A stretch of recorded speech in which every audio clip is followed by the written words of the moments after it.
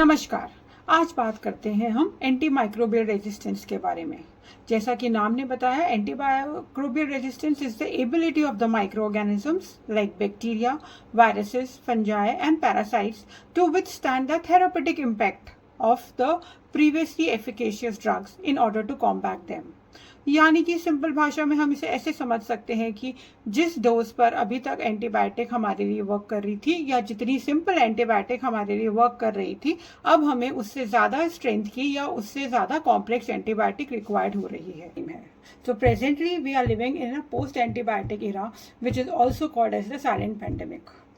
Overuse and misuse of antibiotics leads to the development of antimicrobial resistance.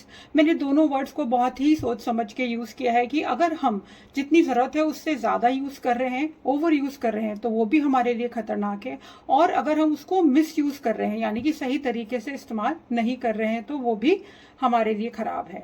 किसी भी चीज़ को हमेशा संतुलित मात्रा में यूज़ करना ही हमारी प्रकृति का नियम है। सो जो एंटीबायोटिक जिस स्ट्रेन के लिए बनी है, जिस स्ट्रेंथ के लिए बनी है, उसी स्ट्रेंथ में और उतने ही टाइम तक यूज़ करना एक इसका सही मापदंड है। दूसरा कॉज हो सकता है एंटीबायोटिक रेजिस्टेंस डेवलप करने का कि जो सेल्फ प्रिस्क्राइबिंग है वो अपने आप के लिए एक बड़ी वजह है जो एंटीमाइक्रोबियल रेजिस्टेंस डेवलप करती है। How does the antimicrobial resistance works? Pathology क्या है इसकी? सो बैक्टीरियाज किस तरह से रेजिस्टेंस डेवलप करते हैं? या तो वो स्ट्रक्चरल मॉडिफिकेशंस कर लेते हैं या अपना मेटाबॉलिक मॉडिफिकेशन कर लेते हैं। स्ट्रक्चरल मॉडिफिकेशन से मतलब है कि या तो वो कुछ ऐसे सब्सटेंसेस सीक्रेट करने लग जाते हैं जिससे वो एंटीबायोटिक वर्क नहीं करती है, या उनके चारों तरफ एक बायोफिल्म बना लेते हैं जिससे एंटीबायोटिक उसमें पेनिट्रेट नहीं कर पाती और वो वर्क नहीं करती है। और मेटाबॉलिक मॉडिफिकेशन इस तरह से हो सकता है कि वो कुछ ऐसे साइट्स जहाँ पर कि वो एंटीबायोटिक बाइंड होती है, बाइंडिंग साइट्स कहलाती हैं, जो वहाँ पर वो बाइंड ही नहीं कर पाती। जब तक वो बाइंड नहीं करेंगे so they will not work. So the anti microbial resistance की बात करते करते हम सुपर बग की बात ना करें, ऐसा नहीं हो सकता। तो सुपर बग क्या है? सुपर बग एक नई टर्म है जो आजकल हम एंटीबायोटिक रेजिस्टेंस बैक्टीरियाज के लिए यूज़ करते हैं।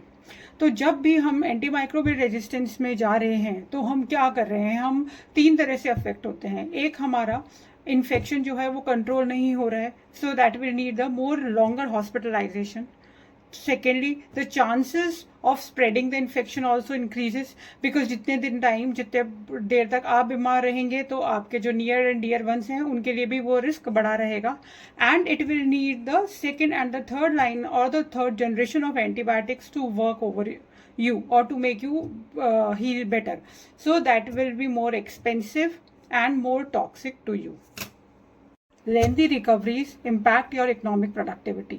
ये चीज़ हमें हमेशा ध्यान रखनी चाहिए कि जितने ज़्यादा टाइम आप बीमार रहेंगे उतनी ही आपके फाइनेंशियल बर्डन भी बढ़ेगा, और आप जितना अभी उस टाइम में कर सकते थे, आप जितना यूजफुल हो सकते थे, वो नहीं हो पाएंगे, तो आपकी इकोनॉमिक प्रोडक्टिविटी भी कम हो रही है।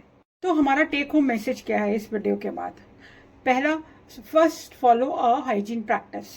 ऑलवेज अंडरस्टैंड कि bacterias grow where there is a unhygienic condition, so build a hygienic practice for yourself. Under second important चीज, अगर आपको लेनी पड़ती है antibiotic, so please take a consultation from any medical professional. Third, always start the antibiotics with a lower dose and lower generation antibiotics. यानी कि आप अगर बहुत एंटीबायोटिक्स नहीं लेते हैं तो माइल्ड एंटीबायोटिक्स से भी आपका वो इन्फेक्शन ट्रीट हो जाएगा। सीधे ही कॉम्प्लेक्स एंटीबायोटिक्स या हायर एंटीबायोटिक्स लेना इज नेवर एडवाइजेबल।